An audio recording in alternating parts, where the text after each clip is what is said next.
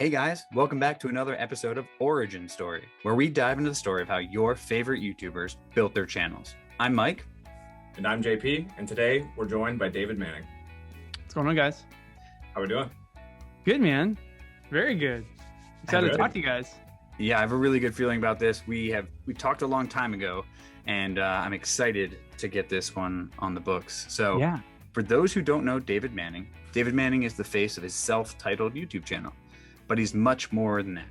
He's a father, a surfer, a techie, a husband, and a photographer. His love for photography and outgoing personality helps to create engaging videos that teach you about photography and how to make your videos better. His channel is home to 195,000 subscribers, easily growing past that, and his 233 videos have been watched over 8.5 million times.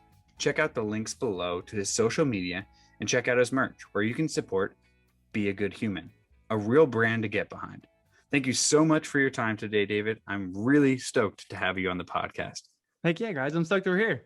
Yeah, it's going to be fun. You're finally doing it, man. Seriously, Yeah. I feel like we talked ages ago, and in that time, I grew a mustache. It's crazy. I'm very excited that you grew a mustache for me. That was the thing that I missed the most the first time you and I talked was you not having a mustache. I might have been clean shaven, or like you were entirely clean shaven, and all I had seen on this show so far was you with a big mustache, and I was like, oh, cool. And then you popped up, and I was like, who's this guy? I don't know who this man is. I've never seen I think the him. mustache should just be like a staple for the show. A lot of dynamic range. It's definitely got some legs. My dad had a really gnarly mustache, and when I like FaceTime my mom to show my son, we were like playing, and she's like, "What is on your face?" I was like, "You married a man with a mustache." But that is more than what those who are listening want to hear. They're here for you, and how you got yourself onto YouTube. It's got to be a really cool story. Yeah, well, I mean, it's a 2020 story, man. Like it's a pandemic story. That's kind of what happened. I've been a professional photographer for now 13 years. March of 2008 is when I started. So we're coming up on 13 years right now. And what's so crazy and what's been so wild about 2020 really is that in that 13 years, like anybody that's started their own business, run their own businesses can tell you, is like the first few years, there's a lot of income insecurity. You know, like you're like, are we going to make enough this month? I don't know.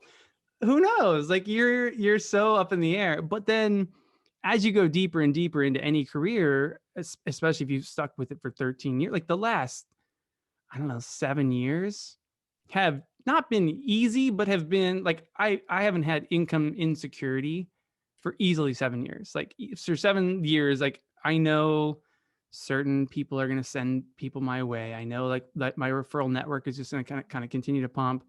So when the pandemic hit and everything shut down, being just a photographer, suddenly everything dried up.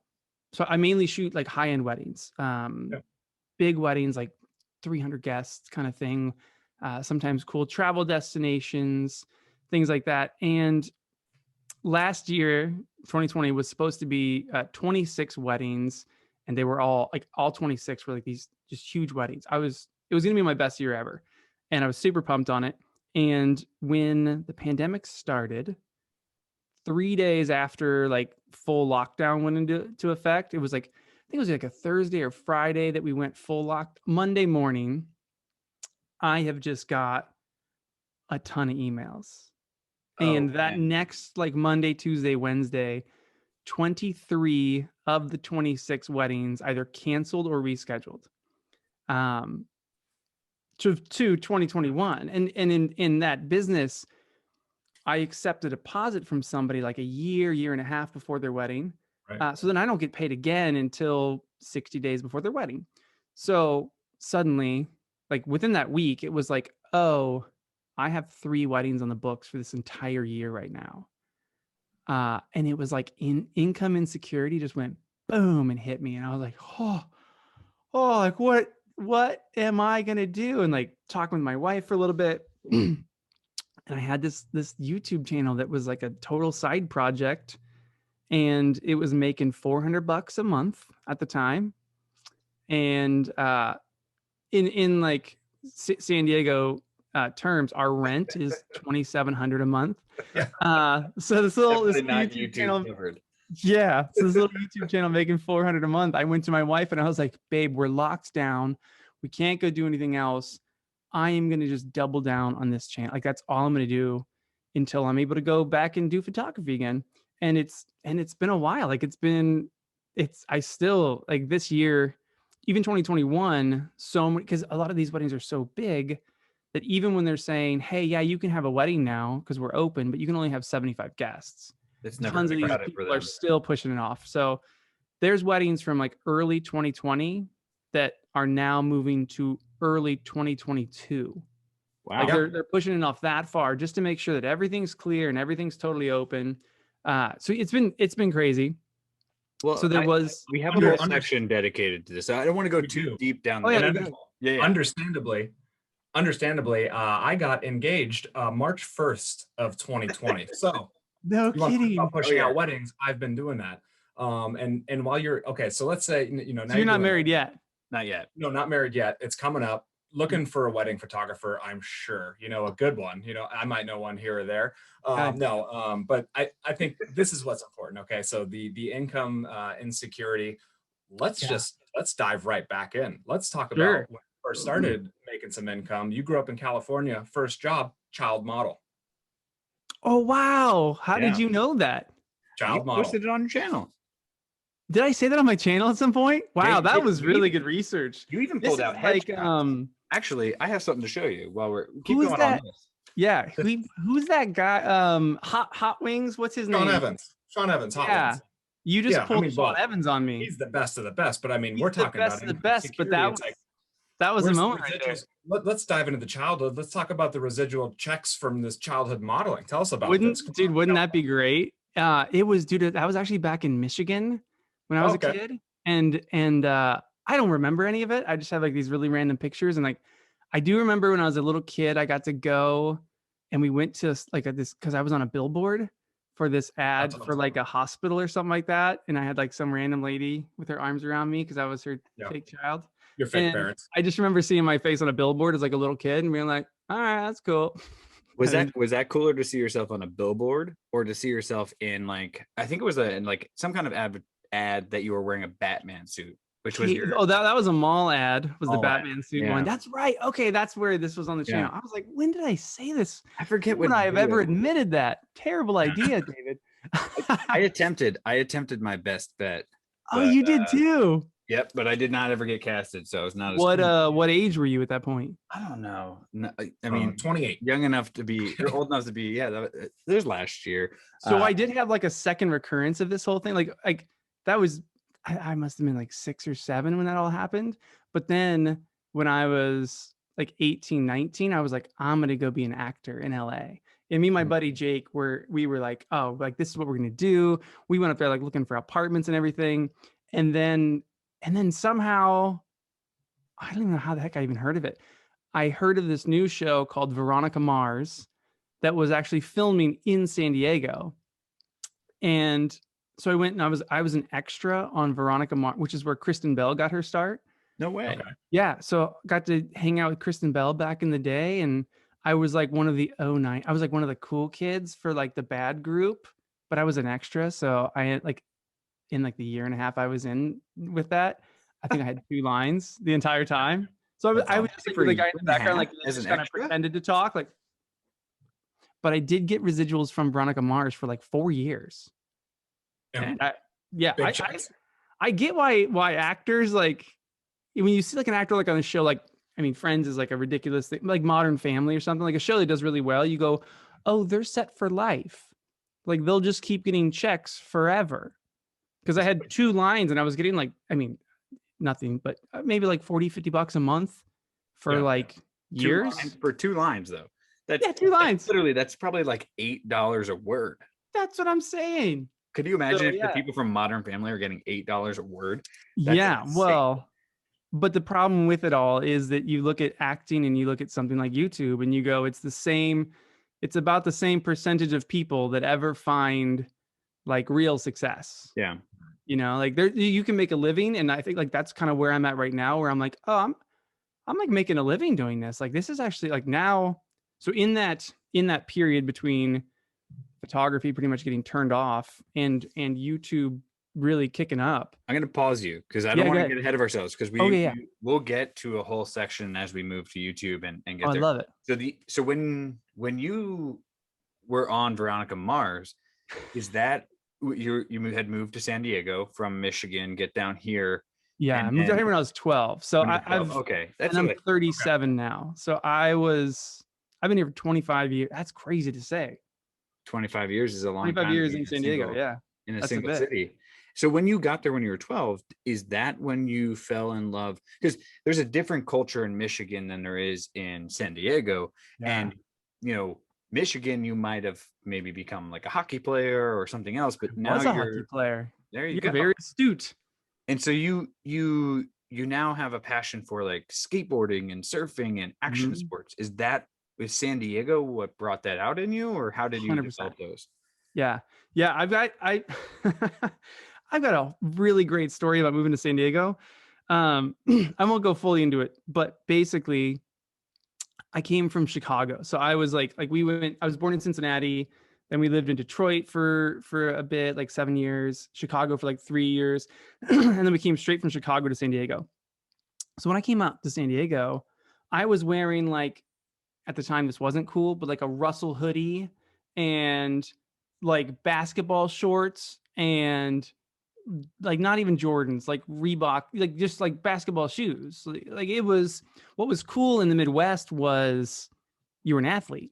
So Yeah. out there, like all I was thinking was like, I'm just trying to be an athlete, trying to be a good athlete, trying to be a good athlete. And then I came here and realized that nobody wore that. Everybody had like Hurley and Quicksilver and all. And I was also 12. So I was mesmerized by like the surf culture, you know? Like I can remember my dad, because he came out here like maybe a month before us, got the condo that we were going to live in while our house was being built, set up. And then he came and he picked me, my mom, and my brother up at the airport, and he had rented a convertible Mustang. Right. So, and this is like, it's March, so it's still pretty chilly back in Illinois. And we fly out, we land at the San Diego airport.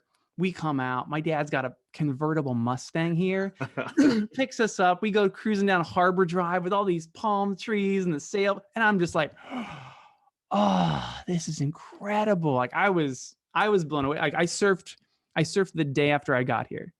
Was my first time like in the water with a surfboard. What was the break you went to? Del Mar, 11th Street. Oh, nice. 15th Street, I guess, at the time, because we walked straight down from the grass right there. So, like, yeah, like I think just being a 12-year-old, like you're at such an influential period that seeing what was San Diego, I was just like, oh, this is so cool. Like, this is everything I saw in the movies. I think I was just drawn to it like right away. Like, I got a skateboard. I begged my mom to buy me a pair of Airwalks so I could not have, because Airwalks was the jam at the time.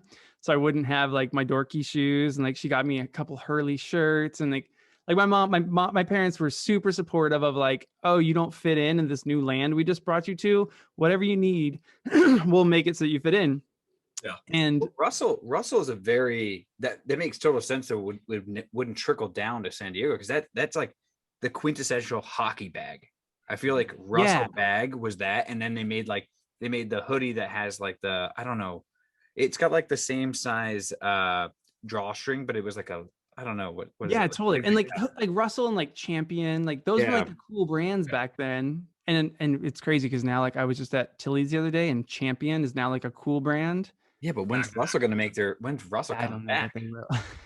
I don't know if they will. That'd be tough. It's crazy that you went into, because like action sports are just kind of taken off too by the time you moved there. You know, it's like skating. I mean, it was 96 when we moved out here.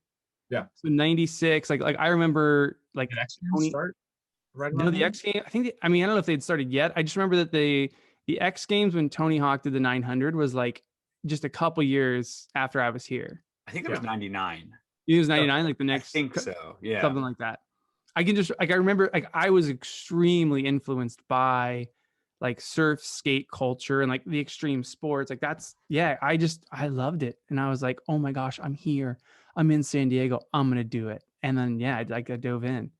What'd your friends back home think when you went and visited them? I didn't. That's the weird thing is like, it was 96. Like you think back to 96, like there's no Facebook. There's no like you had like a phone number and I was a 12-year-old. So like, I'm not going to call my buddy on the phone at 12 years old and be like, hey man, how are you? Like, the chances of us ever even seeing each other again, you know, are pretty slim. And we didn't have family in Chicago or Detroit. Our family's in Cincinnati. So like we never had a reason to go back to those places. And yeah, like just totally lost touch with those people until Facebook came back around, by the way, in like 05, 06. And then all of a sudden, like all these rekindled friendships popped back up. And that's awesome. The benefits of social media there, but yeah, some, you know, some silver linings. Yeah. Yeah. And then, so I guess like passions for cameras also came up too. Did any of that come about within like that skating action sports world? Like, were you making videos or anything like that? What got you? I was trying as much as I could, but I didn't have the tools for it. I remember my parents, because also like digital cameras weren't even really much of a thing yet. No. And if you had one, it was like super expensive. I remember my parents bought a like Fujifilm digital camera. I think it was 4.2 megapixels. Which was like at the time, like, oh my gosh, it's got 4 megapixels. And it was this really weird, like tall shape. It was really odd. It was like the weirdest camera ever. I got to use it for like a week and then I dropped it one time. Not even like hard. Like it was like, and I was like, oh crud. And I picked it up, broken, dead, killed it. My parents were like, nope, we're not getting another one. Yeah.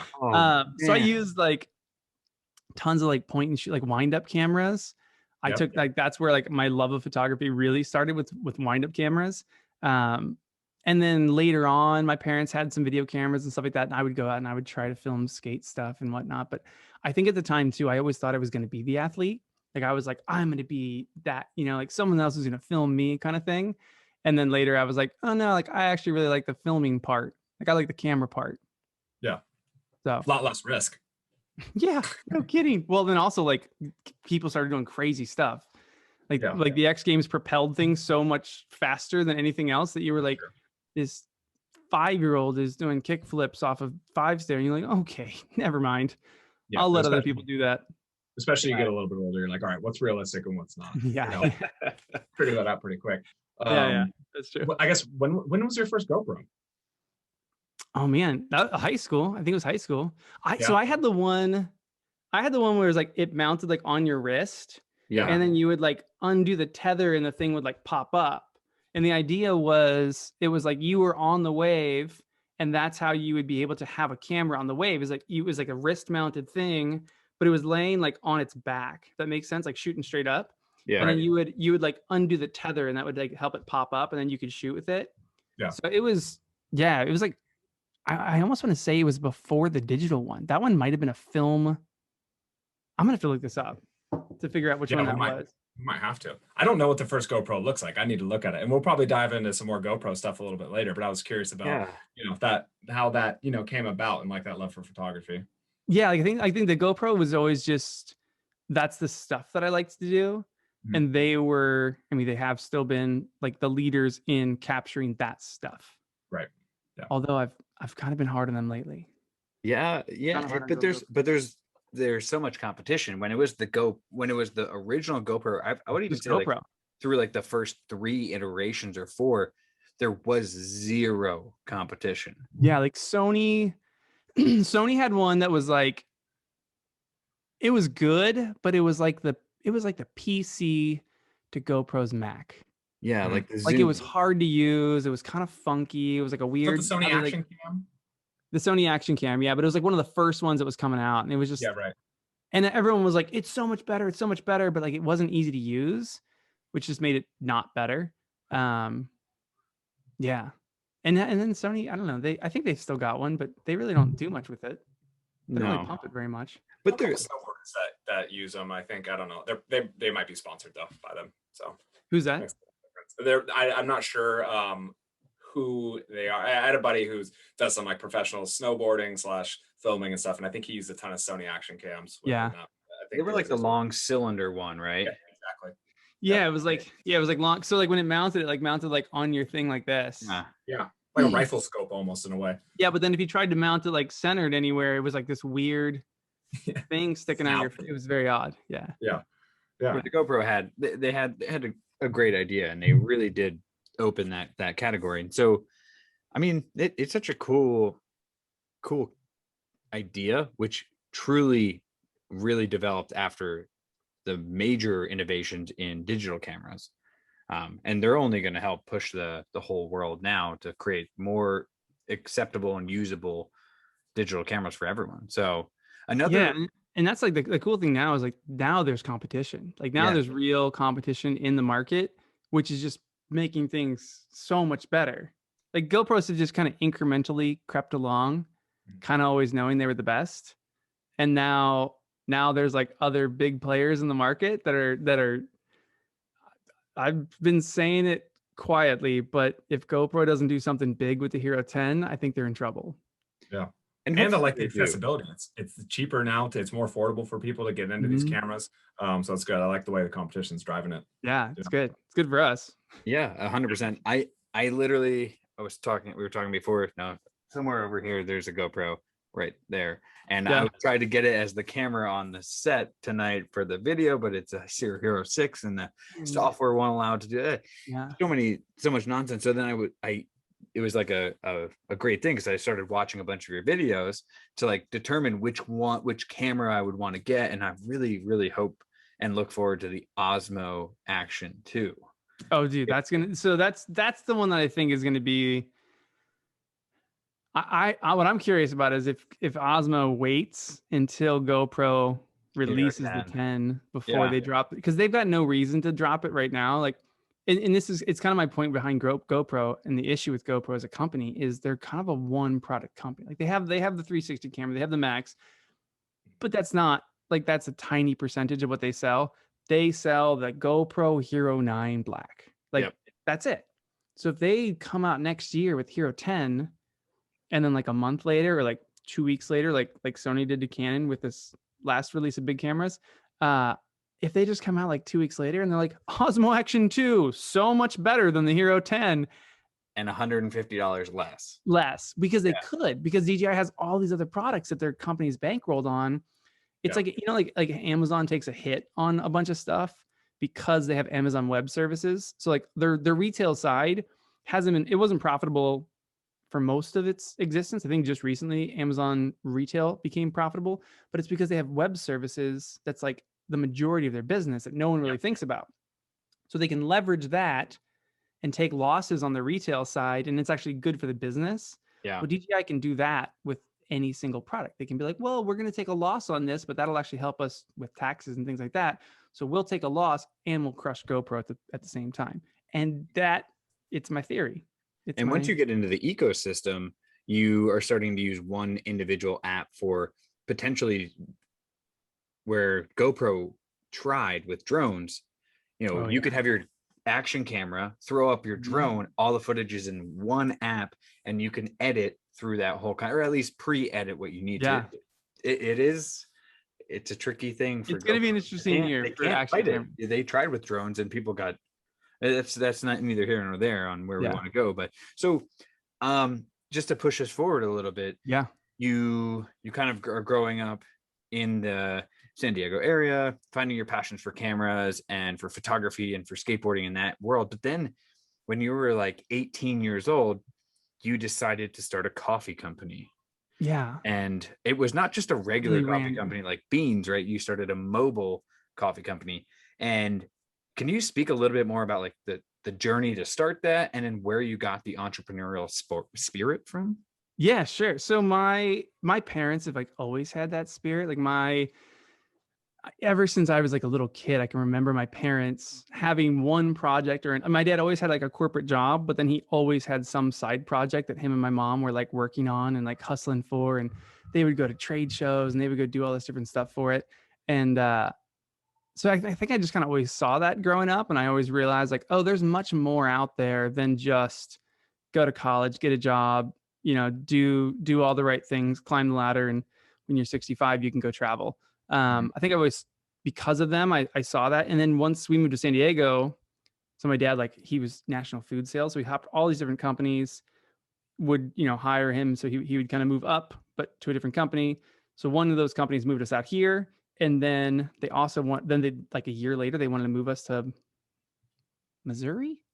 I want to say Missouri, somewhere like where my dad went, no, like, we really like it here. And he quit and he started his own thing. So since I was probably 14, 15 years old, my dad's had his own business. So I think seeing that was always really inspirational, just kind of broke the mold for me a little bit. Like, I had like a real world, someone starting from zero and going, hey, I'm going to work my butt off and build something out of this. And just, yeah, like seeing my dad and my mom do that was super, super inspirational. And then the coffee company, I worked at Starbucks in high school. That was like my longest job in high school that I had. And I just graduated high school. I was still working there. And Poway High, we had like a student store where it was like snacks and drinks, and it's where you like bought junk food basically. But that funded ASB. Well, and again, I graduated 2001. So this is probably like 01, end of 01-ish. And Starbucks was like at its peak. Yeah. Everyone went to Starbucks every day. There was like a 20-minute line out the door, and the school was having people late for school because of coffee, because they were going to Starbucks. So the student store lady, Diana, I wish I remembered her last name. Or Diane. She came into Starbucks and was inquiring, what if you guys opened a store, like a Starbucks on campus? Through ASB, we can facilitate it to make it happen. We'll get all the green lights, like we'll get all the approval. This is also back before like sugar was banned on schools. So like we'll get it all taken care of and make it happen. And I think Starbucks was just big enough to where that was just like such a small beans kind of thing for them that they were like, no, like we're not going to do that. So she got nowhere with them. And she came in like a third time. And I remember just being like, hey, like, would you mind if I could try something? And she's like, if you just brought like couple coffee makers on a table in the quad and just sold like black coffee, that would be amazing. Like it might just help, this. And I was like, I could do more than that, because my dad was in national food sales. That's what he did. So he worked with all these big companies. So he reached out to like Nestle and like 3 other big companies. And all of a sudden, like 4 weeks later, we have this giant coffee maker in the garage. I got this other huge thing that makes like, it was just like the one that like we made like the flavored drinks. It was just like, like when you went to Circle K and there's like 5 flavors and you're like, yeah. It was like one of those machines. And then 2 big coffee makers, and then like 3 K-Tech blenders, like the big blend to make like blended drinks. And I had my brother's pickup truck. So Truckside Coffee was born, and everything was in the bed of the truck. And basically I would pull up, the tailgate would drop, all the machines would pull out onto the tailgate, and I had like a cutting board thing on the tailgate. And then a pop-up tent would go next to it, a big table with like a cash register, like all the stuff came out. It took like 25 minutes to set everything up, had a condiment bar and everything. And like it was great. So that like the first trial period of like 3 months blew up, like went insanely well. So they were like, we want you back next year. We'll sign you a contract. ASB gets a cut. You'll be there every morning and break. Went out and bought a brand new truck with the money that I'd already made. Set that up at Poway High every single day. Was doing Poway High, was doing like all the football games. It was so shockingly profitable. And I was 18 years old, just being like, oh, holy heck, this is crazy. The next year ended up opening another one over at Rancho Bernardo High School. And yeah, it just went really, really well. And I was working crazy hours. I was working like 12-hour days, which was awesome, because I think that prepped me for my career later. And I just realized like slinging coffee was not fun. Like the setting the business up part, I loved it. It was so much fun, like getting everything dialed in, figuring out all the systems, figuring out how it was all going to work. But like once it was running, even though it was making great money, I was like, this is just, I hate it. I hate going and doing this. And my dad, like, he gave me one of those, like, you got to do what you love, champ. And one of those talks. And Yeah, so I took a break from it. Like once I sold off Truckside, I took a break for a little while. I was a waiter at Olive Garden. I worked at the Apple store. Did a bunch of jobs that my friends all worked at because I had a stupid amount of money in the bank for a kid that age, and just went and did like fun jobs to have something to do. And then photography, like I found it. Well, it And kind of brings me to my next point. yeah, go ahead. I think maybe before even, or photography maybe happens there, but you also went to college, right? So you did go to college. Yeah, Cal State. Shortly Well, I after went to that. Palomar. I did like the community college, then transferred to Cal State Yeah. thing. And I took my time at community college. I didn't do that very fast. Yeah. And you were studying business and marketing. Mhm. Yeah, Yeah. business is like the thing that like I was just always interested. I think I realized pretty early on, like if you study business, that can translate to so many different things. Yeah. And all the other routes were very like specific. I felt like you had to like choose an industry almost. And business was the one that I was like, oh, if I got good at that, like I could go do anything. Business was the way to go. It's still what I tell people to do. Like they don't go to school for photography. Terrible idea. Yeah, do business. Well, when you were doing that, did you have that in your mind? Like, yeah, I'm gonna go get these degrees, and then that way I can kind of set up my own entrepreneurial business and have just a better understanding. What was your kind of idea there? Yeah, that was kind of the idea. Is I was devouring business books, like any business book I can get my hands on. I was reading it. It's like I think I had so much. I was learning so much outside of school. I think a big reason why I wasn't very interested in school and I didn't really pursue it hard was that I felt like I was learning way more outside of school than I was going to classes. Like I was going to classes and I was like, this is slow. And it's like all of this could be done in like 3 weeks. We could do an entire semester in 3 weeks of like Yeah, the actual if you were knowledge just that you setting up a need. business and doing it. Yeah, You because saw, so you much saw of the it's fluff. hustle side. Your dad had the safe play with the hustle on the side. Then the hustle eventually took over, and you Yeah. seems like you just fast. You're like, I don't need to know the safe words and plays to do when I go work at corporate America. I'm going straight for something on my own. I'm going to be my own boss. Well, the nice thing too is like when you're young, like you still have safety, like my parents, that I still had a safety net basically in them. Like that's kind of like the joy of being young and Yeah. stupid is you can take I if this pandemic wouldn't have happened, I would not have become a YouTuber. Like I can say that like flat out is that the risk that it would have take to have put as much effort into this channel as I have, I would have kept it as a side thing. Maybe it would have still grown, but it would have grown so much slower. Because I have a wife, I have a daughter, I've got another daughter on the way. Like those things I've got bills to pay. Yeah. I can't just be like, hey, you know what? I'm going to just live at home for like a little bit longer and like eat noodles. Like I can't do that anymore. Like I can't do that with my wife and daughter. So I think that being young and like having that safety net, every kid should do something stupid and risky when they're young, just because you can. Like you've got so much time to recover. And you kind of did it in the best of ways here, because in like 2007, so basically right when you graduated from San Marcos, California State University, San Marcos, you started David Banning Photography. And so that might have been your like kind of hustle, but in the end of it, it became your safety net, right? It was the it has become it. Yeah, totally. Yeah. It became the reliable thing. Quick correction though, so that this is all up and up. Please. I never graduated. Oh, I got to the end and I had like I want to say I had I rarely tell. I mean, I'm like I'm basically like Steve Jobs, I'm a college dropout, Yeah. No, it was like I was super close to it and the business was already going.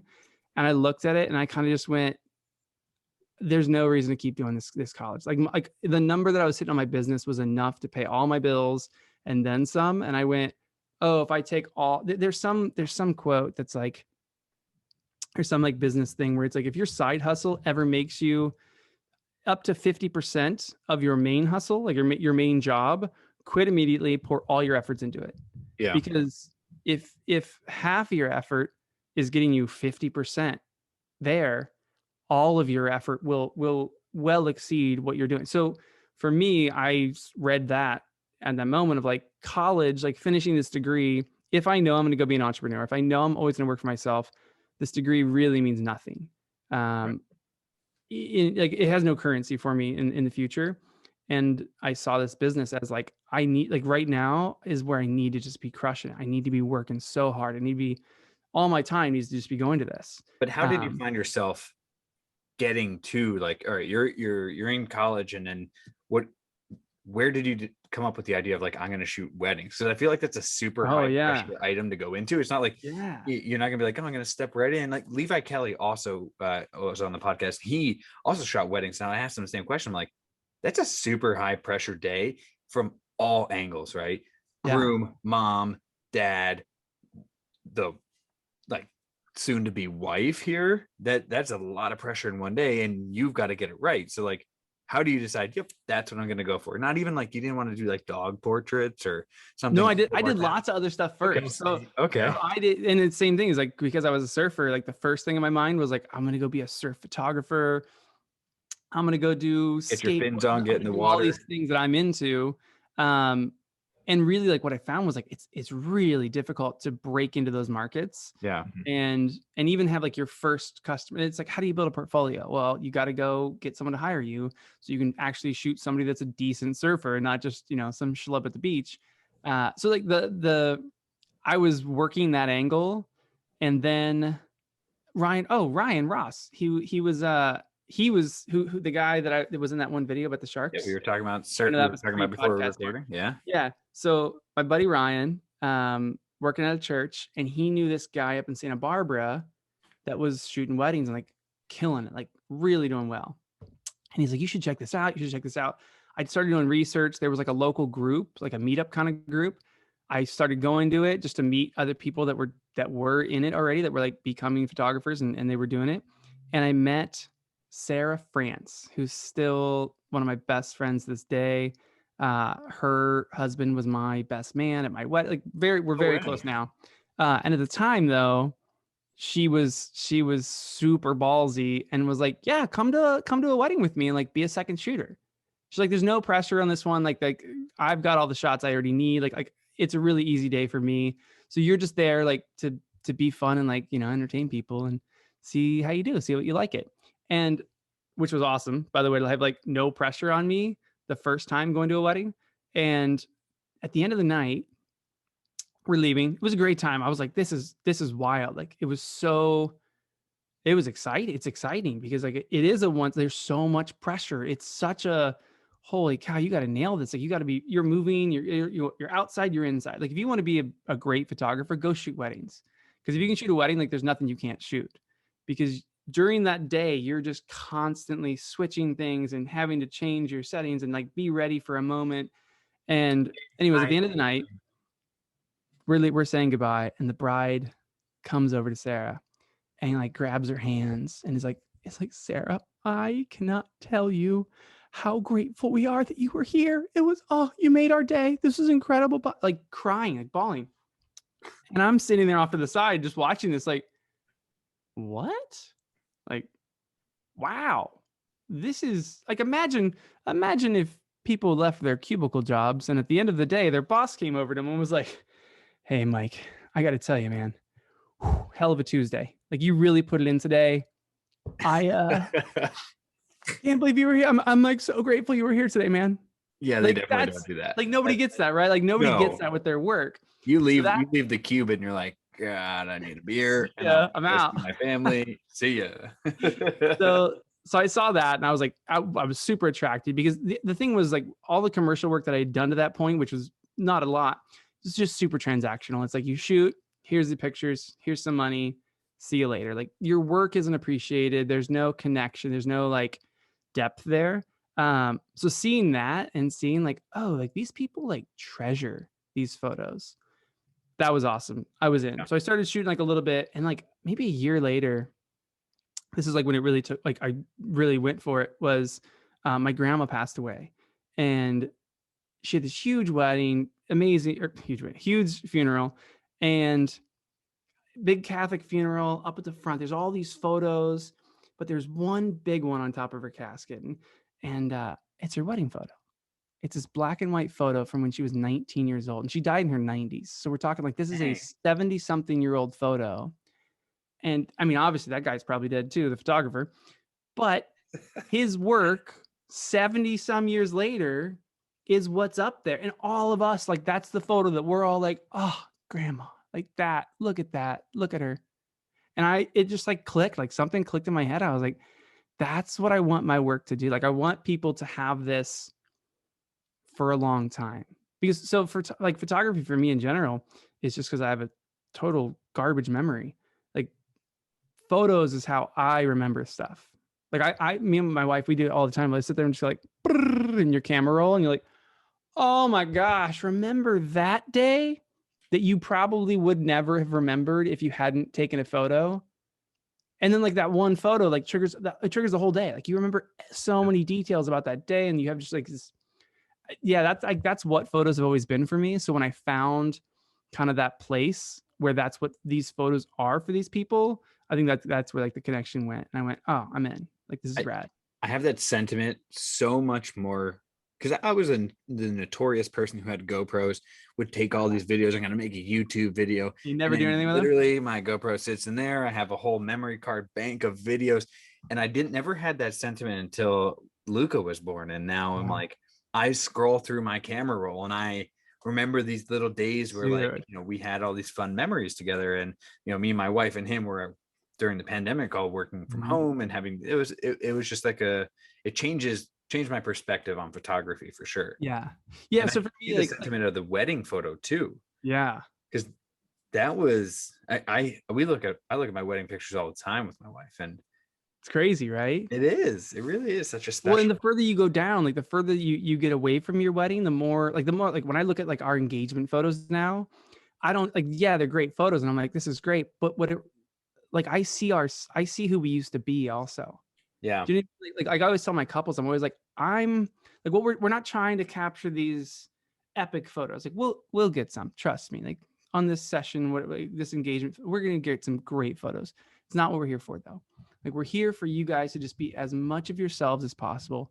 We're going to try to get you guys as comfortable as possible, have a ton of fun together so that 5-10 years down the road, you look back and you remember yourself. Like you remember who you guys were. Like you remember this period, this chapter in your life, because now that we are married almost 6 years, we're on to our almost second kid here. Like we look back at that and we just go like, oh my gosh, like we didn't have a dog yet. Like, babe, remember when we didn't even have a dog? Like, what did we do all day? I don't even know. Like, I say that to myself all the time now. I'm like, I was so lazy before I had a kid. Oh man, I had so much time. I thought I was so busy, but I wasn't. No, I'm like, my only responsibility was to walk our dog. Well, then we got 2 dogs, and both of them. But that's like for me, like that's what photography is. So that's why I think like once I found weddings, I was like those things just clicked right away, and I was like, oh. This is what I want to make for people. Like I want to help people remember their lives. Yeah. Tangible moment in time they can hang on to. Yeah, totally. And I like that because I mean that's the same thing I do now is like I'll at the end of the year, like I'll go through and I'll just, even if it's just cell phone photos, like go through the year from January 1st to the end of the year. And just put those in a book and have like a yearly album of like, here was our 2019. That's amazing. That's so much better than me. I don't even do that. You know what I mean? That's great. It's good. It's great gift. Great yeah. gift. But yeah, so that's awesome. I mean, I love that. It's I feel like wedding photography, you know, that is a very common trait, especially for people who get into this or into photography. And maybe it's just maybe it's even just a way to just support them financially so they can go do the other endeavors that they want to do. Well, and that's a huge one. Yeah. Like if you're trying to buy a bunch of gear and you don't have any work doing whatever else you're like, if you have this like other idea, you're like, I'm going to be a surf photographer. Well, guess what, bud? Go shoot 10 weddings and you're going to get a bunch of gear out of that. Like use that money and go buy gear so that maybe you can become a surf photographer. But yeah, like the wedding industry, especially at the beginning, like at the bottom, it's super easy to get into.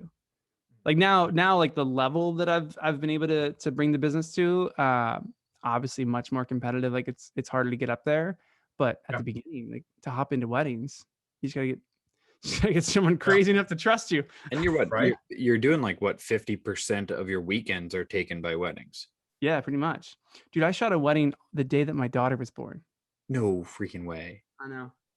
We left our house at 9 a.m. So that would have been a brutal. We left at 10 p.m. to go to the hospital. It was a Friday night, went to the hospital, stayed overnight, which we barely slept.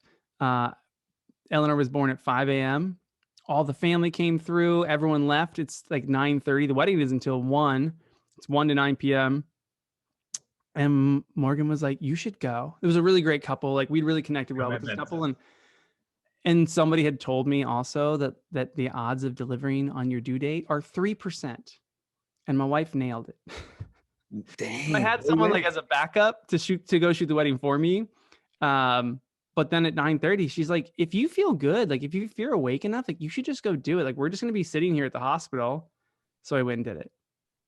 And then I don't regret it because like it'll always be a story we look back at, but I'm never going to do that again. No, like no chance. Yeah. No chance. Well, I'm sure as much as your wife wanted her doctor to be there in the room, that wedding couple probably wanted you to be there holding the camera. Yeah. And that's also like, it's an issue with weddings is like someone's hiring you specifically. Yeah. So like that date it's not like I'm sick, I can't come to work today. It's like, no, you have to be there. Like it's who they hired. So yeah. We had the opposite. We were due on Super Bowl Sunday and 2020, and our doctor was a very, very, very big football person. He's like, so there's only a couple days that don't work every year, and it's Super Bowl Sunday is one of them. So I hope he's not gonna come on that day. So, and he told us the opposite. He's like, you have 3% chance, and there's a 3% chance I'm not gonna be here. So that is funny. I like that. Yeah, that's what I should have told them. I should have told them that.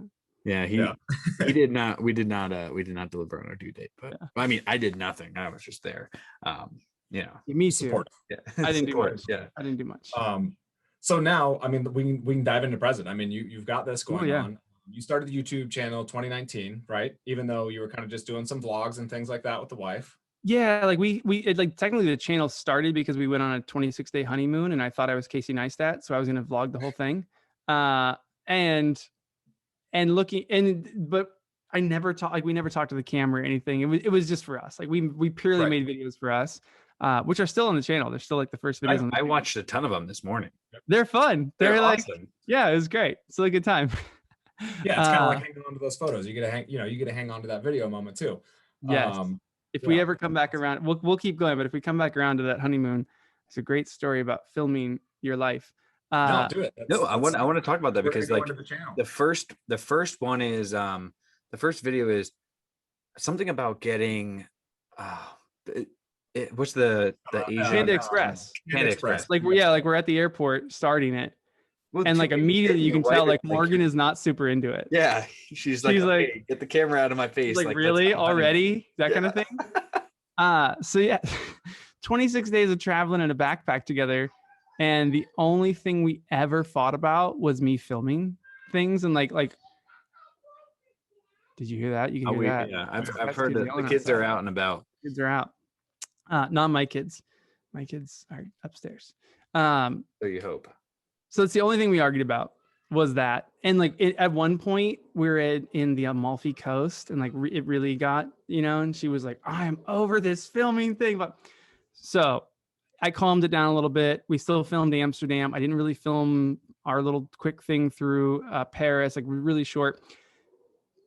It just kind of like fizzled at the end, right? Because she obviously clearly was not into it.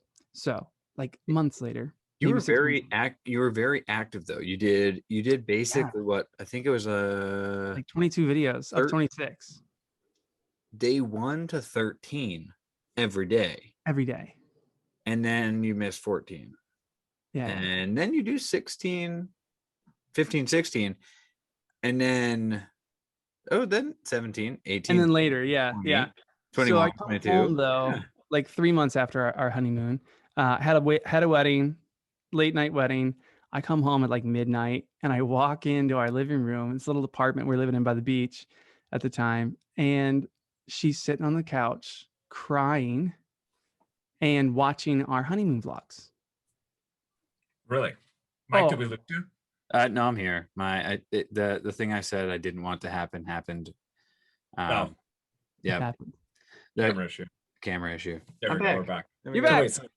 So she's watching the vlogs now. She's watching the vlogs and she's crying and she's going, I'm so happy you made these. These are so good. Like, and this is like just a few months removed from the situation, and she already saw like so since then I've had like free reign to film and photograph anything I want whenever I want, because Yeah, because that happened. The challenge is, and it's funny you say that, because my fiance, who was my girlfriend at the time, we went to Mike's wedding. It was in Portugal. And of Okay. Oh course, yeah. I'm like, oh, I'm going to bring my DJI Osmo Pocket. I'm going to bring these Yeah. other cameras. Like, I'm going to film it all when I'm there. And I'm like toting around all this camera gear. I'm taking videos of everything. And then my girlfriend, fiance now, she was like, you're just like, you're only seeing it through the lens right now. Like pay attention to where we are for a little bit. And I was like, oh, okay. So that kind of broke through for me. But I was, now I have all these, photos and videos that we can pull back from and be like, okay, well, it was nice that you spent a little bit of time recording it, because she definitely didn't record any of it. You know what I mean? Yeah, and I think it's different for everybody. Like everyone's gonna have a different experience with that. The biggest thing that I tell people is, have you ever seen a guitarist play guitar that's really good at guitar? Mhm. Like someone that just rips, and like they're chatting with you while they're doing it. They're like, yeah, totally. Oh yeah, no, like I'm here for like 3 more hours. You see someone like that, and you go, they know their instrument so well that this isn't even distracting them from the conversation that they're having with you. That's what I tell people about cameras, is if you want to have this experience and be able to record it at the same time, read your user manual like 7 times, front to back, every page, read your user manual. Go out and film like crazy with this one camera. Because even for me, like with weddings, so much of it is like the connection that we're having. Like we need to be talking. If you and your fiance are sitting there and you're waiting for your photo to be taken, and I'm looking down and I'm like, hang on, okay, hold on. Like that's 10 seconds. That is the most awkward 10 seconds in the world, and you guys have just totally lost the vibe. Yeah. Like not once can I let something like that happen. So the whole time, like light is changing and clouds are moving in and then moving back out. Like we're going over here and moving here. I need to be able to have a great conversation with you guys, just like we are right now, while being able to do this over here and be like, awesome. Yep. All right. Perfect. Right there. Oh, beautiful, beautiful. Cool. Now we're moving, and be able to do that here. So being like having that experience for me, like vlogging is really simple. It's not like taking up so much brain power that I'm like staring at my fingers while I'm playing guitar. Like I'm up here talking to you guys on my camera. So everyone's gonna have a different experience with like how much having to focus on a camera takes them out of that experience. And I totally agree. Like your fiance's got a great point. If you're not super comfortable with it, you will spend so much brain power on the filming and capturing part that you're not enjoying it. So yeah, exactly. Or trying to just get it right. You know what I mean? Yeah, totally makes sense. Or then you're like, hey, actually, I just want to take a quick time lapse here. And they're like, I don't have 10 minutes to sit here. We're gonna keep moving. We got to keep going. Yeah. So I like the story that we were talking about in the beginning about like, how you had all these weddings booked, you had all of this going, and now this pandemic hits, it gets pushed off, and you're like, okay, I'm going to start focusing on taking YouTube a little more serious. Like dive back into that just a second. Like how terrifying was that moment? I mean, it's pretty good. Terrifying? Pretty good one. Like we follow some good financial stuff, and like we've got a good safety net set aside and whatnot. So I knew we had some runway. I didn't know how much, or like no one knew how long this pandemic was going to be. It was just like, we know for sure the next few months are going to be crazy. So I just knew I had a few months. Like at the time I was like, for at least the next few months, I'm not going to have anything to do. I'm going to start cranking out all these ideas that I've had for videos. I just never had time to go do them. And the channel just like, I think also because everyone was locked down, like eyes went to YouTube, like way more viewership was on YouTube. And one of my videos also took off that was very unexpected. Which video was that?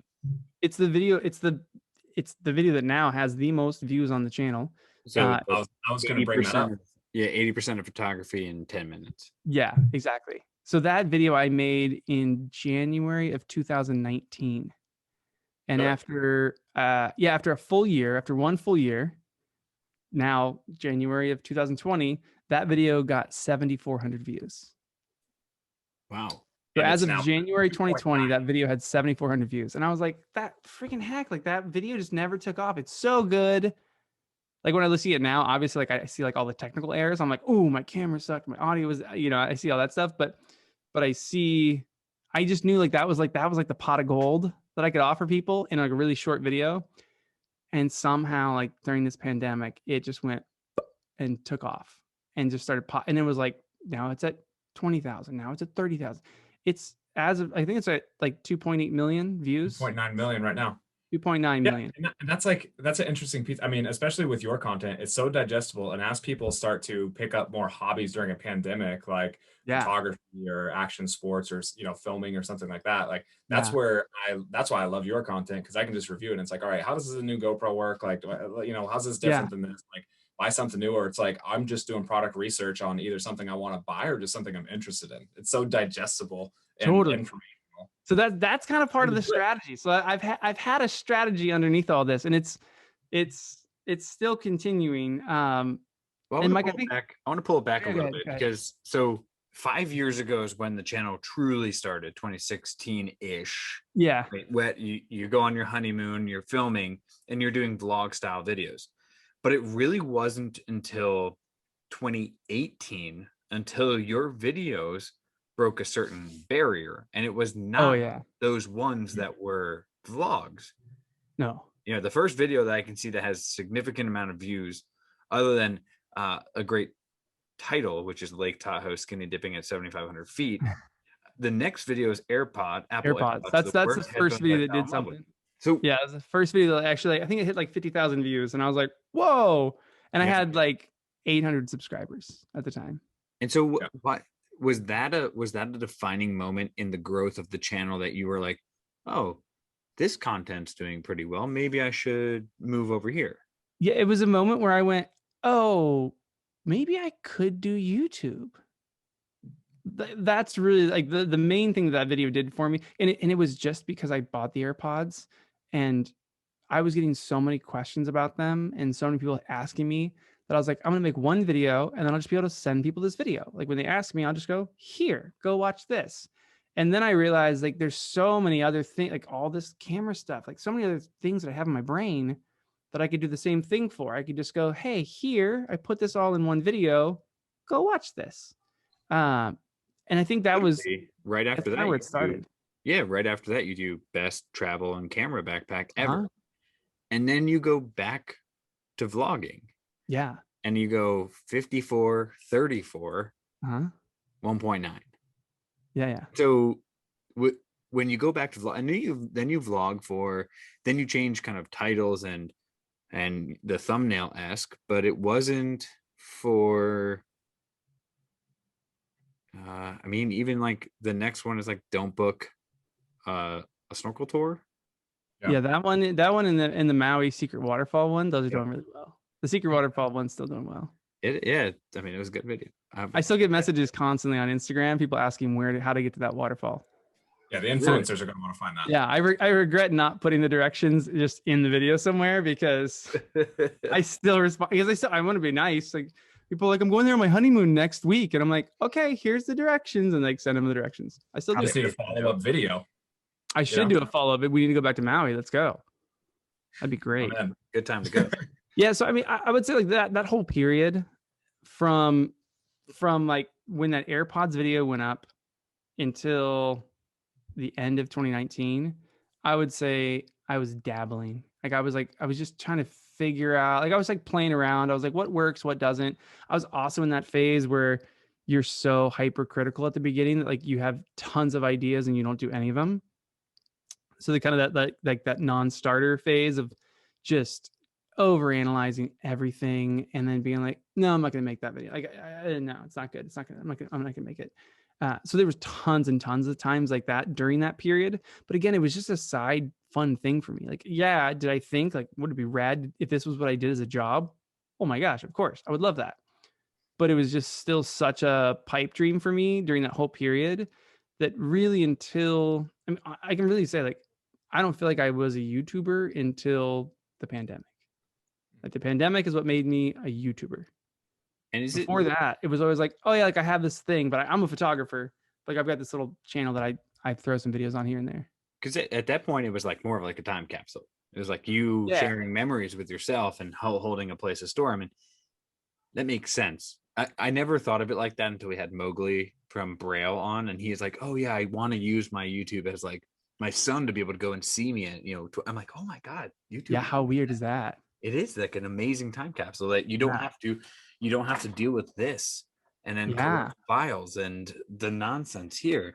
Like how the idea that Eleanor would grow up and be able to like watch old YouTube videos is just so weird in my brain. Could you imagine when Eleanor is probably 7, 8, 9, when she's thinking of, little girls are dreaming of marriage and things like that. Yeah. You can go back and literally watch her mom and dad's honeymoon. It's crazy, right? I think that is a cooler piece of nostalgia than the picture of your grandmother at her wedding. Because it is. Yeah, it could be. And I hope it is for her. Like I think so. There's a strategy with my YouTube channel. And it all ties in with all this, but it's basically, and it's what I tell everyone that's starting a channel is no one searches for your vlog. No one's going to search for your name out of the blue. Like that doesn't make any sense, right? So you need to use highly searchable content so people can find you. And then within that content and sprinkled in some other content, you need to show so much of who you are and maybe some of your life and like the people that are in your life, like the other characters basically in your story, that people come back. So you're turning people from like, oh, I found this guy because of GoPro, but now I watch all of his videos, even when they're not. Like my favorite comments in that people will leave is like, I don't even have this camera, but I watched the entire 20-minute video. Like I just wanted to watch David, and I'm like, oh, dude, those people are legends. Like that's who I'm trying to. Those are the people that I care about. Like all these, like the 2.9 million, that's great. But the people that are like, I just like want to follow along his journey, like what he does next. Like those are the people that I'm so stoked on. I'm so grateful for. Yeah. Like, so that's really like what the channel is designed to do. So more and more, especially this year, I've got another video coming out soon that's talking about the future of YouTube and what's coming in 2021 and 2022. And I think you're going to see a lot more people's like real lives. Like we're going to see travel videos come back, get really popular again. We're going to see like more people's stories become really popular again, because we've all been stuck in our houses for a year watching how-to videos for a year straight. Like that's what's been available, because like we creators, we couldn't go out and make much, right? We couldn't go anywhere and do anything. So we've just been like, I've been at this desk making videos for a year. So now to be able to start to transition and get more videos, we're out, like we have a Sprinter van that it's not going to be like live in it, but we're going to convert it into something that's like an adventure mobile. We can go on camping trips. We can go on beach, and I'll still be talking about photography and the gear that I'm using and that kind of stuff, but it'll be in a different context. It'll be in a context of our story. And I think that ultimately is how you take people from just like, I like him, to, oh, like I watch that guy every Monday morning. I turn on his video. Are you going to add? So is the goal like to create? I definitely think that's a brilliant idea to have like the kind of like fishing content where it brings people from outside of the community that you've created in. But then you have to have the content to keep them in. Like, they want to see you and Morgan and Eleanor running at the beach, and they want to understand what you're doing and watch all these kind of stories. But like, you have to have the fishing out there. And that's what you see as like, it's weird because when we do a little bit of a channel audit, the ultimate GoPro accessories, which is number 2 video, and photography basics in 10 minutes are back-to-back videos. Yeah. Isn't that crazy? That's crazy. And so like your biggest kind of like the GoPro video didn't take off for like 6 months, and then it took off. And they're both just such oddities on the channel. But those are the fishing videos, right? Those are the videos that are out there and tons of people see them. They come in and then they go, I like this guy, I'm gonna hit subscribe because I would like to hear more from his face. And that's it. Like that's the whole goal of this whole thing, right? And then it's like engagement, because like I'm in the comments as much as possible. I now have like a text line where people can text me, so I'm there as much as possible. Like I'm trying to engage people and let them know, like, one, I am super grateful that they're even here. Like the simplest reply to someone's comment that's just like, dude, great video, and you're like, thanks, man, like that's awesome. You don't expect that reply.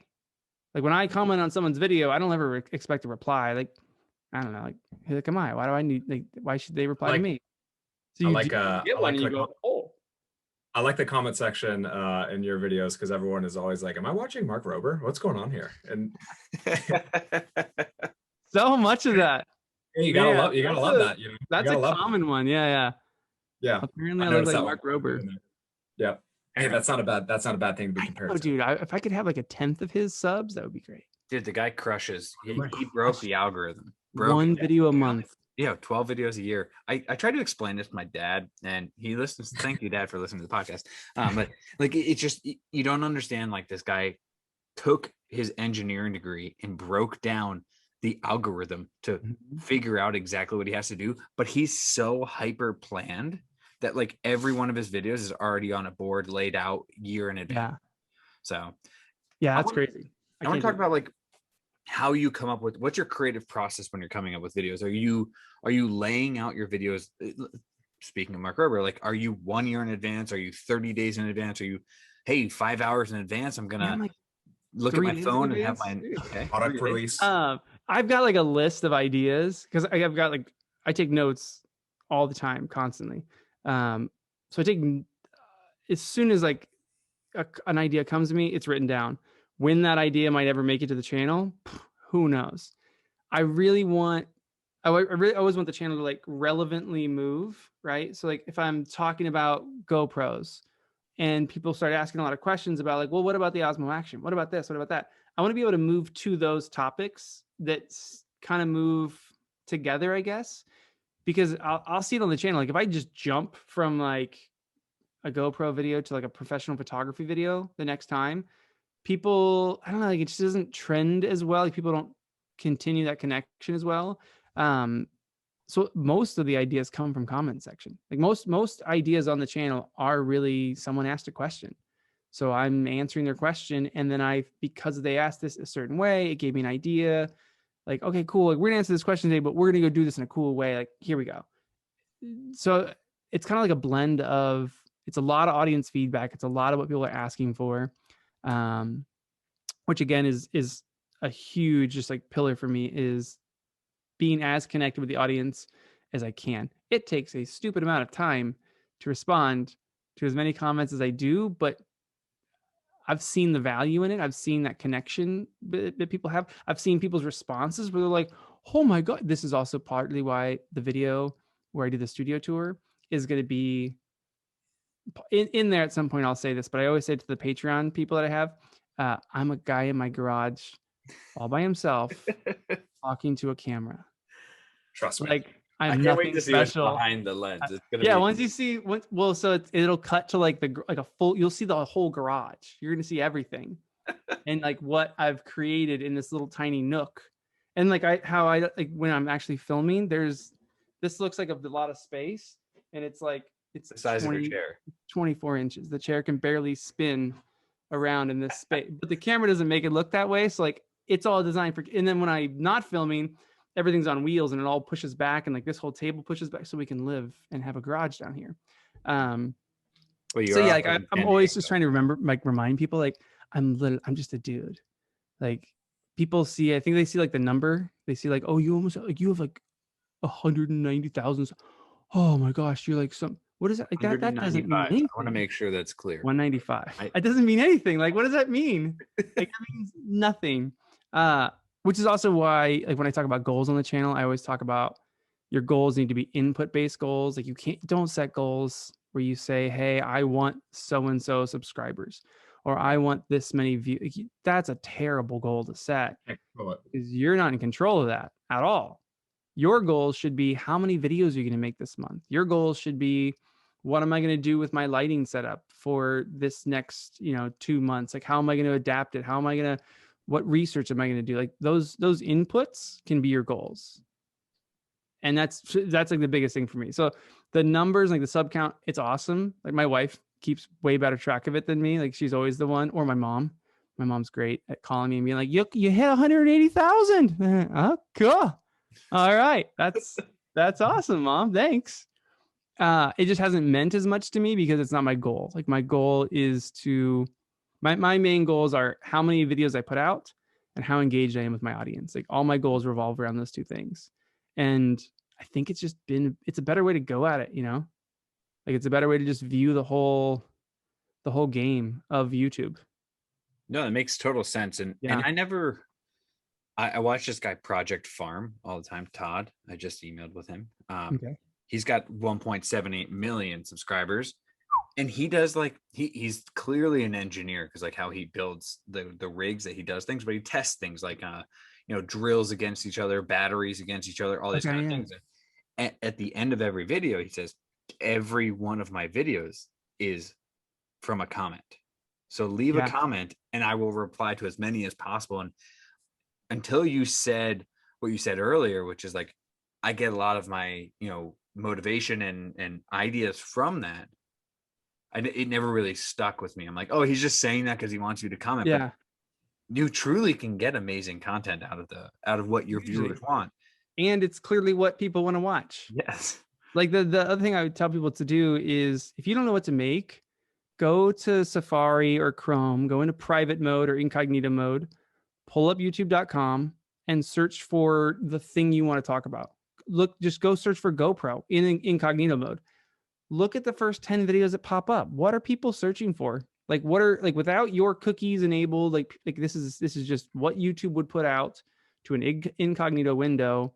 That's how you'll find out what people want. Like what's being talked about, right? Like the trending channel, it's all based on what you've looked at before. All the different stuff, like how you see YouTube is very skewed to what you've searched for. Yeah. So to understand it like in a really clear way is just go incognito mode, youtube.com, search for the thing you want to talk about. GoPro Hero 9, and then see all the videos that pop up that people are actually looking for. And because like we said before, you've got TubeBuddy installed. Now you're seeing the analytics on those things. You're seeing how many views per hour they're getting. You're seeing all that back end data. And then you can start thinking of videos that might answer some of those questions or might be relevant to what people are looking for. Because again, you're trying to find highly searchable content to get people in the door and then be as you can be to keep them and make them go, this guy's unique. I would like to hear more from his head. I feel like a lot of probably not as many people who listen to our podcast because we're very focused on YouTubers and people who love the community. But like today, I was showing we uploaded a video to YouTube for a project I'm working on at work, and I showed the video on my YouTube because I'm logged in on Chrome, and my boss is like, I just don't want the videos on the side to show up. I was like, well, that's actually just like that's my YouTube, and it's actually a pretty cool thing because this is my mind. This is my mind through an algorithm that has built it. But I think some people don't understand that is what it is. And that is great feedback for someone who's starting a channel because, if you really want to know what to target, incognito gives you an unadulterated view to what it is. Of what's actually being searched for. Yeah. Do you use that a lot when you're coming up with thumbnails and titles? Not as much anymore, just because again, like I'm getting so much input now that I think I've got like a huge source to kind of pull from now because there's so many comments coming in, people asking questions and wanting to see new things. Like the studio tour, this has been a very highly requested thing. It's like, we want to see a studio tour. And I'm like, of this? Really? So it's really when you can't think of what you know what you want to talk about, but you just can't think of like what should I talk about this thing? Like, okay, I'm a photographer. I want to teach photography. How to photography, beginner photography. If you search for beginner photography, you'll find my 80% video, which is why it's gone so crazy, is because YouTube decided that that's going to be like one of the first 3 videos that pops up for people. But it makes sense because I watched it and I literally, JP knows a ton about photography. I know very little. Literally, I was on a camera that I bought before I went on a trip. Oh, good. And I took a ton of pictures. So now you know 80%. And now I do. And now I would know how to use it if I could charge the battery before I used it before the podcast. Yeah. People that know photography, they get really annoyed at that 80% thing. They go, this isn't 80. That's what you'll see in the comments. Like, it's like thousands and thousands of people being like, this was amazing. Thank you so much. Like, you've taught me so much. And then all like the old men photographers that are like, this is not 80% of photography. Yeah, And I'm like, scratch the surface. you understand the whole 80-20? Like, it would then take you 80% of the effort to learn the other 20%. Right. Like, yes, you can go from 0 to 80, you know, decently quick, but it's going to take a long time to turn that B into an A. Those might be the guys who skipped one of the initial steps that you took, which was learning the fundamentals of business through college. Yeah. They just went right in and they're like, I learned photography the hard way. I shot There's way more in my portraits brain than this. Yeah, exactly. I That's shot not portraits 80%. at the pier for years. I'm like, That's cool, right. man. It's good. Yeah. Good for you. Yeah. So I only have a couple more questions. And Cool. QP, so like when you're doing, call it like 80-20 rule video of photography, or up and coming, which I'm glad that you dropped here, is you know, the studio tour. Are you writing a script for it? Are you writing out notes for it? How do you come up with, like, how do you know exactly what to do when you're going down that path? Yeah. So this is like this it might harken just back to when I wanted to be an actor, but I write out a pretty decent script. Like at first I was like, I'll just do bullet points, but I talk too much. And if I put one bullet point, I could talk for 10 minutes on one bullet point. And then I look up and I go, oh, I've recorded 34 minutes and I'm only halfway down my bullet points. Well, this is gonna, like, this is crap. So in order to make myself more concise, what I do is I write out, like, I write it almost as if I'm like blogging. Like if I was like to write this to you, if I was to write out, instead of it being a video, I was going to put it on medium.com or something like that. I write it out in bullet points, but similar to that, like it's a little bit longer. And then I kind of chunk it in like paragraphs on topics, like, you know, now we're gonna talk about this thing. And then what I do is I read that a couple times, so I kind of know it almost like a script in my mind. And then I keep this, I got an iPad Pro that I just keep like right underneath my camera here. And I look down at it. I look at like the first 3 paragraphs. I know what I want to say. I know it's concise because that's part of the writing process is if it's not on here, don't say it. Like I don't have to say it. I don't have to talk about it. There's 10 more things I could say about everything I'm talking about, but I've written it ahead of time. I've taken the time to think about it and make it as concise as possible, or as concise as I think is relevant. So then I'll read that and then boom, then we start talking. And I'll talk for, you know, I'll do like a whole huge section all at once. That's not exactly how it was written, but it touches on most of the topics that I like. So like the writing process is almost just a way of like priming my brain for it. Yeah. And knowing that this is kind of what I want to talk about. Like I've really thought about this. This is what I want to say. Don't think too much beyond this. It's like self-editing ahead of time. Like hugely. You're just cutting down the content. Like, okay, I have 5 bullet points. These are kind of the things each bullet point I want to say. And are you timing? Are you specifically looking for like, I want to be around 10 minutes, or is it like, obviously over 8 minutes though, right? Yeah, and that's not on purpose as much as it's just like I can never shut up. And people will tell me that in the comments all the time. They'll be like, "You yap too much," and I go, "I know. Go to another channel if you don't want that. Like that, you're at the wrong channel. If that's not what you're liking. If you want to hang out with me for 15 minutes and learn about something, like while we hang out, like it feels more like that. I'm the channel for you. Yeah, you know, like that's it's got much more of that vibe because of it. Because I a lot of times I just chat. So in the edit process, I cut out a ton. Like most of my time when I'm done filming, I'm probably at like 35 to 40 minutes. And then I'm trying to make like 12 to 15 minute videos.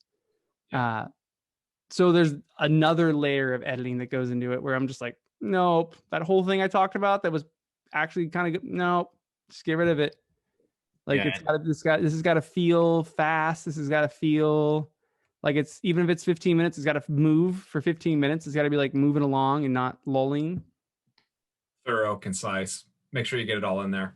That's necessary. Yeah. And also I realized that you don't have to get everything in every video.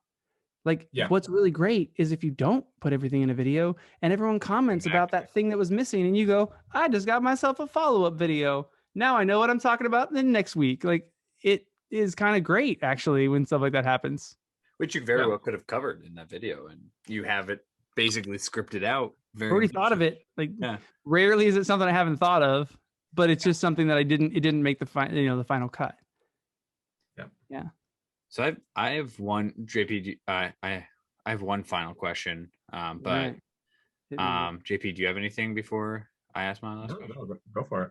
All right. So I was watching a video early in your channel from 2017, and it was a backpack from Lowell Pro, and you were going through the backpack and talking about the perfect setup at that point. Yeah. And I want to kind of talk about how 2017 to 2021, how the perfect setup has changed, right? What have you seen as major kind of innovations or changes in those 4 years? Well, drones got a lot smaller. I used to have a whole backpack that was just for the Phantom 4. I still have that backpack. We would go travel. I had a whole backpack that was just for that damn thing. So now it's like where's it? Yeah, I've got the Mavic Mini now, and it's just a beauty to carry around. Yeah, this is the Air 2, and it's so little. It's tiny. It's crazy. And then the Mini is even smaller. So things have gotten smaller. Things have just gotten better. Like that's really what happened. Like now my main camera, it's not this one, but the main cameras that I shoot are this guy. So I'm still that guy that walks around with a giant camera. But it's an A7S III, and it's so good. It's like it's a movie camera. Like, yeah, it looks better than every film ever shot up until like 2000, so it's like, right. It's incredible. It's an unreal camera to have.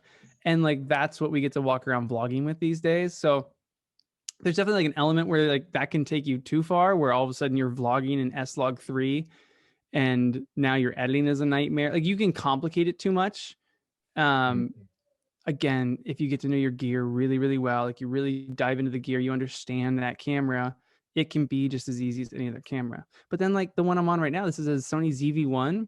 Dude, insane vlogging camera. Our honeymoon would have looked a lot better if I would have just had this little thing instead of I had a big one back then, but it was 2015. So yeah. Well, that impresses me so much, is like having the Osmo pockets. Like as soon as they came out, I was like, I'm gonna get one of these. Like, yeah. I love them. I have a GoPro that I supplement, and I kind of go between the two of them, just for different things. But like, I take that thing just on any trip that I go, and it's like, I have taken videos out of the airplane flying into Seattle on the Osmo Pocket in 4K that'll blow your mind. The quality from an airplane, like how people shot you. Like, I have it on YouTube, and it's just like, it's an insane. Like, even just the depth, like I know the sensor's not huge or anything, but like, just the quality of image coming from these small cameras is awesome. It's been great for people who do want to travel and at least get photos and start to make some history in their life. That even your phone. I mean, like your phone now is one of the best vlogging cameras there is. Where it's different, and it's like the thing I always try to explain to people is iPhones create incredible video. The video coming out of it is amazing. A GoPro or an Osmo Action, amazing footage when the light is good. When the light gets bad, that's where a big camera still looks good and every other camera falls apart. So that's kind of like the tough thing. It's going to be a lot of this next year is going to be like more focused on photography, because we've just talked so much about action cameras. So we're going to dig more into photography, and like really what I want to teach people is to see light. Like, you can take an iPhone and take an amazing image if you can understand light and where it's coming from and your background composition a little bit. You can take an incredible photo with an iPhone, but you also have to understand if you're in a spot and you're like, I want to take a picture of my friend with the sunset behind them. And you go, well, you have an iPhone. Your friend is going to be a silhouette. And they're like, but I want to touch. And then now the background's white. And they go, I don't understand. This iPhone's terrible at taking photos. You go, well, it's because it can't do that. So I like teaching more of that kind of stuff so that people understand that, one, it's not just the camera. Like, you can take incredible photos with really low end cameras. Like the ZV-1, I think, is one of the best. But when things get tougher, when there's low light, when there's harsh light, when there's tougher light, that's when the bigger cameras continue to shine and they continue to do well. So yeah. I guess I do have a question then. So when you're out with your wife or a group of friends or your family, do they all make you take the photo? Of course. Yeah. I'm not in any of my family photos. No, I bring a tripod around a lot, but like at like if it's family dinners or like when we go to Lake Powell, I'm in like a 3 photos. My wife has a collection of photos of herself over the last 6 years that I do not share. I do not have that many photos of myself, but it's great. Same. It's awesome. I was Let me curious. ask you, JP, when you go out in public with your are you talking to it much? Are you like No, I don't do a lot of talking to it, to be honest. I typically just make like minute long, like, clips that I'll just stitch together and throw in, Premiere Pro and put some After Effects and do some color grading and call it Yeah. good. So it's not really, I don't think people care to hear what I have to say too often. I talk enough already. So, I'm out there just trying to make some content. Yeah, I like it. I like it. But when you are talking to yourself, It's awkward. It is. That's the next thing that I'm trying to like get people comfortable with the idea of is being comfortable being uncomfortable. Yeah. Like walking in like being in public and talking to your camera as if is the same way that I do it in studio like this. Like when I go out and do it is when people are like, you like don't even care those people are near you. And I'm like, oh, I do. It's super awkward. It's the most awkward experience ever. But I'm making something and they're not. Right. And if people, and like, like you see like influencer in the wild and like all these Instagram things that like make fun of people that are filming themselves. Some of them, many of them are very funny. I really do think that. But then I see a bunch of them and I go, that person's actually doing a pretty decent job filming themselves. And I bet that they're making something, they're creating something. And it's just because you're like, dude, if you were behind the scenes of any movie, you'd be like, what am I watching? This is ridiculous. Like green screen for Marvel, they're like, yeah. Have you ever seen like, and they look so dorky. Chris Pratt with the Velociraptors? Yeah. From like, yeah. And it's like a guy and he's like, they're in the green suits and they're just like, and he's just like on the stage going, no, wait. But then you see what the finished product is and you go, oh, that's so rad. Yeah. All these like if you're doing it in public, people are just getting your behind the scenes. They're seeing what behind the scenes looks like. And it's usually weird. Yeah. And you got to respect the gear though. Like some of them have some decent gear or they don't, maybe it's like a $20 setup, but at least they got a setup. You know what I mean? That's the first start. They're trying to make something. And that's it. That's the thing that I'm trying to encourage people on is like, if you have an idea to go make something, just make it. Yeah. Agreed. And everyone else that's looking at you and is making fun of you or is like, what are they doing? Dude, screw them. Like they're not making anything. Like all the negative comments on my YouTube channel is I'm a guy in my garage all by myself talking to a camera. And they're a guy or girl on their computer all by themselves yelling at me. I'm like, one's constructive, one is not. Yeah, like that means nothing to me. Like, get out of here. I'm just trying to make things. Yeah, that's it. I think that's a good note. I think that's a good note to say, get out there and make something. Don't be afraid. Yeah, man. That's it. That's the biggest thing. It's just go make stuff. And be consistent, learn from your mistakes. Like I wouldn't even call them mistakes. Like they end up becoming great memories, right? Like the video that you had before what you are creating today are just as entertaining and really amazing videos, but you learn from the process of getting there. I mean, Mr. Beast started with you can start with anything you want. Start with an iPhone. Yep. And from there, he built an empire before he got to Red cameras. And so like I'm sure he still cringes at his old videos, but no one else does. No. Like everyone else sees it and goes, oh, that's rad. Yeah, everyone's now going back. All 50 million subscribers are going back to his first video and watching. Heck yeah. 50 million times. So this has been awesome. I want to keep it open because I want to come back to many more. Potentially one I'd like to come out and surf and come do that. But we both have to wait until maybe a year because there's a lot of little things that are going to happen in our lives coming up. When's your baby coming? August. August 20th. Ours is 1 month from today, May 26th. No way. Imminent. On your way. Like we thought about going to Big Bear next week, and then we went, we probably shouldn't be doing that. Like we're in that weird bubble where you're like, could at any point right now. Yeah, it's weird. Well, we talked about we got a house to stay at in San Diego, Mike. My sister lives down there in La Mesa, so there we go. Let's go. Yep, we'll be there soon, I'm sure. Speaking of that weird timing, right? Yeah, we got pregnant before our wedding, And about 15 days after our wedding was like the grounded timeline. So like my wife would not have been able, it just all happened to be really great timing. Like, she Really? would have not been able to travel. We would have had to cancel our wedding. And yeah, it just all happened. That's crazy. So I'm gonna ask 2 subscriber questions. Yep. And JP will roll us out. So yeah. I like it. I'm gonna ask 2, like I said. So Rob Fisher. Sorry. I'm gonna preface. Is it Robbie? Robbie Fisher, yeah.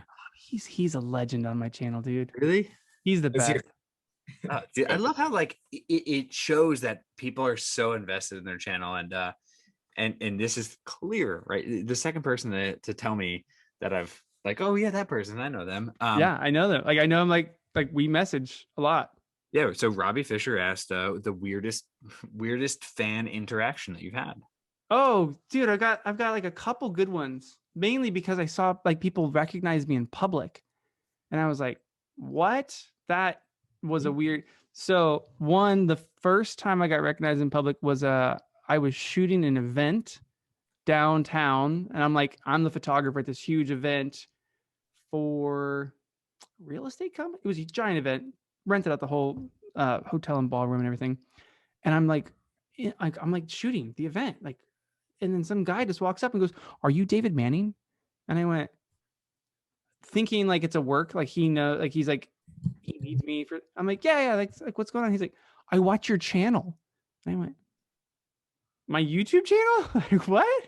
And he's like, "Yeah, like, oh man, like I love your stuff." And it was just like the weirdest. It was the weirdest moment to realize like that the numbers on the screen are people. Right. Like even the comments on, like, those are people that are writing these comments. Like it was like a real person in real life. And then the second one, the second awkward one, there's been a couple other people that have recognized me and it was a great experience. But the second awkward one was, we were right out here, like in our town square, and we're walking like across, we come up to a crosswalk, like the intersection, and there's a couple standing there at the light, and they're trying to go this way on a walk sign. And me and my wife and our dog and daughter, we walk up and we tap the button, and it immediately turns walk this way. So we walk out into the crosswalk, and the guy yells, "Hey man, love your videos." And I turn back, and like we're leaving. Like I have to get across the street. Cars will come soon. And I was like, "Dude, thanks so much." And then kept walking, and he's like, "And I like your music too," because my wife's a country singer. So clearly he like watches the channel enough to where he knows, like he's looked up my wife and everything. And I was just like so thrown, because I was in this moment of like if I was standing there, I would have been like, "Dude, thanks so much. Like, that's really awesome. Like, you know, you have any questions I can help you with, like photography or something?" But it was just like we were like leaving, and then my wife just made fun of me all night. She was like, "You were so awkward." I was like, "I know. I didn't know what to do. We were leaving. We were walking away when he said it." It was in the middle of an intersection with the dog and child. It's like, yeah, that's it was great. Like, this isn't a comment section. What's going on here? I know, totally. And the same thing is like, it just like reminds you again, like, oh, that's right. I'm not just talking to myself in the garage. Like I'm actually, like, people are gonna watch this. Yeah. And I think you don't think of that very often. No, thanks, Robbie. You're the best. Yeah, good question, man. I'm gonna tag him on Instagram on Friday. He's great. At least the person that was recognizing wasn't like, "Yeah, we just towed your car. That's why we know." Right. Well, that's what I was thinking of. Like, was more that kind of thing in my mind. Dude, I'm gonna find Robbie real quick. I've got, so I'm gonna and sorry, I didn't preface this by saying like if I say your name wrong, it's not because I don't like you. It's just because we're doing this live and Instagram names are tough. Yeah, they're tough. So JS got Devel Crows. Sorry. Your answer can be, your question is, what camera settings do I have to be sure my images are clear and even when zoomed in? I feel like there's a lot of videos that cover similar concepts, especially the 80-20, where I learned that, you know, as you zoom in, the F rating, the ISO, and oh my God, I did not learn enough. You're going to watch it again. The main reason that people, when they zoom in, don't get a clear image, it's not, well, one, you might be too close to the thing, so you're beyond your minimum focal distance. What most will end up with is shaking hands. If they're taking photos, especially, there's kind of like the rule is your shutter speed should be double your focal length. So if I'm shooting like a 200 millimeter lens, I better stay at 1/400th or above, so that just my holding it like this isn't shaky, right? But if I stay above that, then it's like, I had a video on it, but it's like this, right? This is a wide angle lens. And if I barely move my hand, this tip doesn't go up and down very much. But you can imagine if this was 10 feet long and I moved my hand right here this much, the tip would have moved up like 2 feet. And if I moved it down this much, the tip would have moved down like 2 feet. It's the same idea with focal lengths, is that if I'm on a wide angle, it's like having a very short thing where if I move my hands a little bit, you don't even see it in the foot. Like you could, if I have a 16 millimeter lens and I'm shooting a very slow shutter speed, so the shutter's open for a long time, I could really slow that shut. I could probably hand hold like 1/10 of a second and get a really clear image, like no problem. But if I'm at 200 or 400, it is very difficult. And it's the same idea. It's like if you're holding a really long pole, it's really tough to keep it from moving. And that's the answer to his question. Hey, real quick, Robbie has a YouTube channel, or he helps with a YouTube channel called Cocktail Time with Kevin Voss. And if you guys want cocktails, they're so freaking, dude, they crush it. Cocktail Time with Kevin Voss I like them. Big shout out to Robbie. Big shout out to Robbie. Big plug to the channel over there too. Yeah, I'm gonna toss them in the show. They're good. And they make really impressive content and really good drinks. Oh, good. Yeah, awesome. Yeah. Well, we'll go ahead and roll this out. Typically, what we do here, just so you know, is typically we crack a beer or a seltzer. Now, I only have LaCroix. We talked about this pre-show, but what we're gonna do is we're going to crack these open and we're going to start drinking. And while we're drinking, we want you to tell us where they can follow you. Where's your social? What you got going on in the future, what we can expect from you. Oh yeah. Great. Go ahead, gentlemen. We're gonna crack and then you let us know. Cheers. Cheers, boys. Drink up. YouTube.com, David Manning vlog. Go to the merch store if you guys want to grab some merch. Be a Good Human merch. It was a thing said on the channel. Wow, I really don't want to stop talking. This is great. I'm so impressed with you, gentlemen. Did you finish yours already? Yeah. All right. Well, that was it. Instagram, David_Manning. You'll find. I'm on the interwebs. You'll find me on there. And we're gonna link to everything. That's great. Look forward to some great content that he said. I'm really looking forward to the studio tour of the studio. Yeah. A lot of people, and really, like, what I always try to do on the channel too is, like, with camera gear and photography in general, I'm always trying to like demystify it. And I feel like this will help to like demystify like people being like, whoa. It'll help people understand, like, I'm literally just in my garage, guys. But I'm very excited. It's gonna be a great video. I'm looking forward to as well. I'm really excited about this new Sprinter van adventure that you're going on that you talked about, because it's going to be interesting to see how you handle the wife, the 2 kids, and the dog. And what camera gear does a guy with 2 kids and a dog and a wife bring in a Sprinter van? All of it. As much as you can, and a Sprinter can hold a lot. As much as I'm allowed. All right. I'll put some cases up on top filled with camera gear. Yeah. Well, awesome. Hey. Thank you for everyone who made it to this far. There will be at least one more. I'm so impressed if people made it this far. That'd be awesome. Yeah, no, we hopefully pretty decent retention. It's easy to listen to, and that's great. The people who are invested in you are also invested in the concept. I hope so. I love it. Well, thanks to everyone who made it this far and who even started our podcast. It means the world to us, because we love to talk to amazing creators like David and tell the stories of how they got to YouTube. And hopefully you learned something about him that you didn't know already. So I can't thank you enough, David. This has been awesome. Man. This is super fun. We'll hope we do it again once we hit like 500,000 or something. It shouldn't be that far. Yeah. We'll see.